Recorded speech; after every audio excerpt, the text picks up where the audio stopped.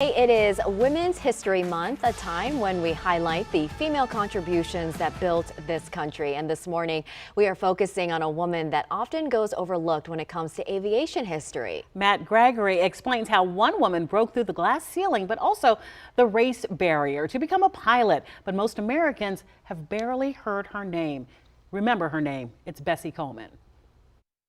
Inside the Kappa Alpha Psi Fraternity Alumni Building in Alexandria, young black aviators, girls and boys, learn the basics of flight, takeoffs, landings, and something deeper. This morning, a little Black history segment, and I was telling the students it's very important for them to learn their history. A history that includes world-famous aviators like the Tuskegee Airmen and more. We also want to expose them to other aviators, like Bessie Coleman. She's Queen Bess, as she's known. Bessie Coleman, a pilot as groundbreaking as Amelia Earhart, but not a household name. The white papers didn't cover her. After class dismissed, we took a class of our own, among the cloth wings of early flight at the Air and Space Museum. Bessie Coleman was actually the first African-American woman to be licensed pilot. Our teacher, Dorothy Cochran, is a curator at the museum. She was kind of frustrated at being a manicurist. She wanted to do more.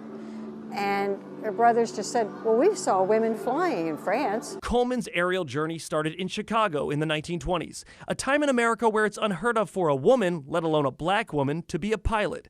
So she traveled to France to learn to fly. So it took her several months to master it all, and then eventually she acquired her license. Coleman returned to the United States a little-known trailblazer.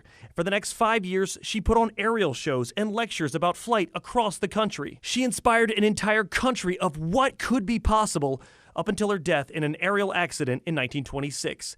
But for generations, her story traveled a grassroots campaign in the African-American community until the 1980s. We put together a Black Wings exhibit, and that was the first time that she was really celebrated in a major museum at all, that any African-American pilots were. A small memorial to the woman who would not let racist and sexist restrictions hold her back.